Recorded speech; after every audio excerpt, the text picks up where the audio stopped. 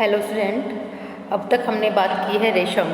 हमारा जो सिल्क होता है ये क्या होता है और ये हमें कैसे मिला, कैसे प्राप्त होता है, और जो इसके जो रेशे होते हैं वो कैसे होते हैं, जो उसका जो तंतु होता है वो कैसे दिखने में होता है और ये हमें प्राप्त कैसे होता है। जो उसका सबसे जो इसमें महत्वपूर्ण बात है वो इसकी जो है कीड़ा है। जो इसका जो कीड़ा होता है वो पलता कैसे है इसका कीड़ा। तो ये देखा हमने कि वो कीड़ा की जो पालन पोषण होता है वो कैसे किया जाता है। आपका ककून क्या होता है, ककून से हमें रेशम कैसे प्राप्त किया जाता है। हमारा जो रेशम होता है वो तो ये किस किस देश में पाया जाता है। और सबसे पहले जो रेशम जो सिल्क है वो हमें किसने सबसे पहले इसकी खोज की थी, किसको ये मिला था, इसका जो जन्मदाता है वो क्या होता है, और फिर इससे हमने कैसे कैसे इसको जो फैब्रिक होता है, जो कपड़ा होता है उसमें कैसे इसको कन्वर्ट किया है, और रेशम के प्रकार क्या क्या होते हैं। अब हम इस टॉपिक पे बात करने जा रहे हैं कि रेशम के जो प्रकार होते हैं वो कौन कौन से होते हैं, जो उसके ये कैसे कैसे बनाया जाता है, जो बनाया जाता है। इसके एक तो हमारा जो होता है वो स्वनिर्मित रेशम होता है, जो जिसके प्रकार होते हैं हमारे, और एक होता है उत्पादित रेशम। एक होता है हमारे उत्पादित रेशम, तो उसके जो कीड़े होते हैं वो हमारे इसी में ही पलते हैं। कोई हमारा कीड़ा होता है तो उसके वर्ष पे पाला जाता है। कुछ हमारे जो कीड़े होते हैं वो हमारे बबूल के वर्ष पे भी पलते हैं। और इसमें अलग अलग प्रजातियों से हमें अलग अलग सिल्क मिलता है। जैसे कि हमारा होता है एक टसर सिल्क होता है हमारा, एक हमारा रेशमी सिल्क होता है, और एक हमारा साटन सिल्क भी बोलते हैं, जिसको हम उसमें भी कन्वर्ट होते हैं। तो रेशम एक है लेकिन उसकी जो प्रजातियाँ हैं, जो उसकी क्वालिटी है वो अलग अलग होती है। तो आइए इसी टॉपिक पे बात करने जा रहे हैं, रेशम के प्रकार कौन कौन से होते हैं। रेशम के प्रकार: सर्वनिर्मित रेशम, मूंगा रेशम, टसर सिल्क, आरंडी रेशम। जो सर्वनिर्मित रेशम होता है उसके जो प्रकार होते हैं वो 3 प्रकार के रेशम होते हैं। एक तो आपका हो गया मूंगा रेशम, दूसरा हो गया आपका टसर रेशम, तीसरा हो गया आपका आरंडी रेशम। और जो उत्पादित रेशम होते हैं वो कौन कौन से होते हैं? एक होता है आपका लिपटा हुआ रेशम, दूसरा होता है आपका कता हुआ रेशम।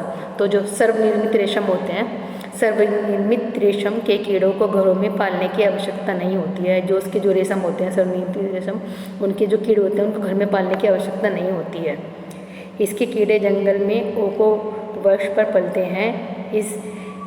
इन तीनों के प्राप्त रेशम बहुतः भूरे रंग का तथा निम्न किस्म के होते हैं। जो इसके जो कीड़े होते हैं उनको घर में पालने की आवश्यकता नहीं होती है। जो जंगल होता है आपका उसी में ही इनके कीड़े पेड़ों की जो वृक्ष होते हैं उनकी ओकों में पलते हैं।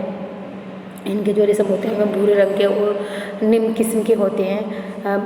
चीन, भारत तथा पूर्वी देश में यह रेशम पाया जाता है। चीन में, भारत में यह रेशम पाए जाते हैं। ये रेशम मुख्य 3 प्रकार के होते हैं। जो ये रेशम होते हैं वो आपके 3 प्रकार के होते हैं। जो नंबर 1 होता है मूंगा रेशम होता है। मूंगा रेशम के कीड़ों को वर्षों की पत्तियां खाकर पलते हैं। जो उसके जो कीड़े होते हैं मूंगा रेशम के, जो मतलब आपका रेशम का कीड़ा होता है वो वृक्ष जो होते हैं, पेड़ जो होते हैं उनकी जो लीव होती है उनको खाकर ही पलते हैं। ओक वृक्ष की पत्तियों से टैनिक अम्ल की अधिकता होती है। टैनिक अम्ल जो होता है उसकी अधिकता बहुत ज़्यादा होती है। इसी कारण इसके तंतु में भी टैनिक अम्ल प्राप्त मात्रा में पाया जाता है। जो उसके जो तंतु होते हैं उसमें भी टैनिक अम्ल बहुत अधिक मात्रा में पाया जाता है, क्योंकि उसके लीव में भी टैनिक अम्ल होता है। किस अम्ल की उपस्थिति के कारण ही प्राप्त रेशम कड़ा, भारी व निम्न किस्म का होता है। इसके अम्ल के कारण ही जो उसका जो रेशम होता है वो कड़ा सा टाइट, जैसे बोलते हैं कड़कदार होता है। टसर रेशम क्या होता है? टसर रेशम, इसके कीड़े ओक या बबूल के वृक्षों पर पलते हैं। भारत में अधिकांश पाए जाते हैं। भारत में और चीन में ये बहुत अधिक मात्रा में पाए जाते हैं। जो उसका कीड़ा होता है टसर सिल्क का वो बबूल के वृक्ष पर पलता है। आरंडी रेशम, इस रेशम के कीड़े आरंडी के वृक्ष पर पलते हैं।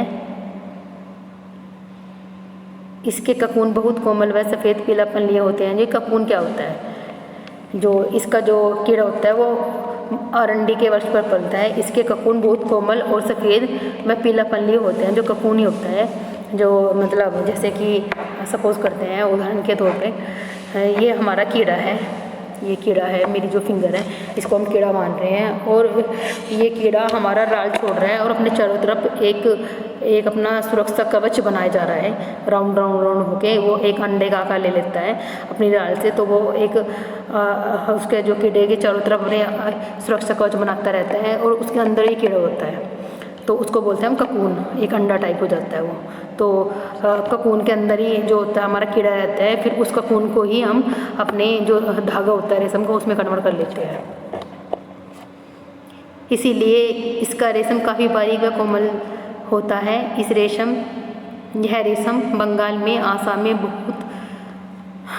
बहुत से मिलता है, मतलब जो इसका जो रेशम होता है वो बहुत कोमल होता है। यह रेशम हमारे बंगाल और आसाम में मिलते हैं बहुत अधिक मात्रा में।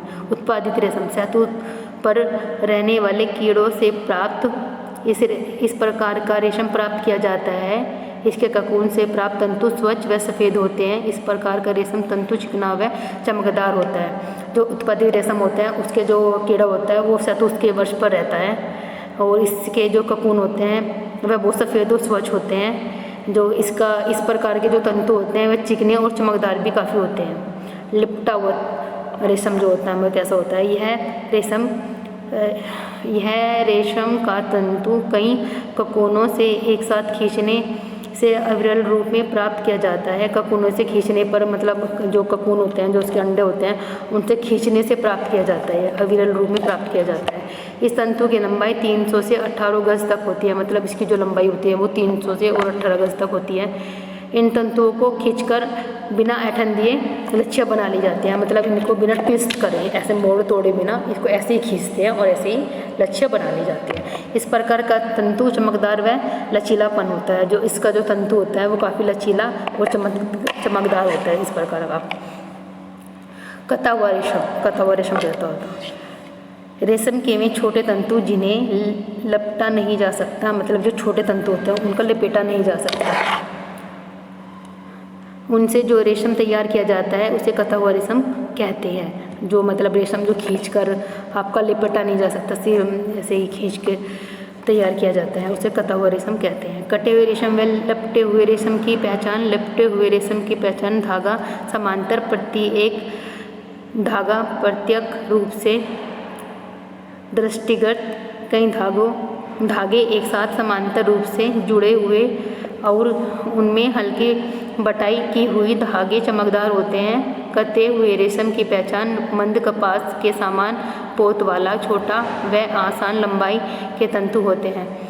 मतलब जो ये छोटे छोटे तंतु जो होते हैं हमारे बच जाते हैं, समांतर रूप में होते हैं, छोटे छोटे इतने छोटे जो होते हैं समांतर रूप में होते हैं, तो उनके ऐसे ही बिना ऐंठन दिए और बिना उनको जोड़े हुए उनको कपास के समान रख लिया जाता है एक साथ।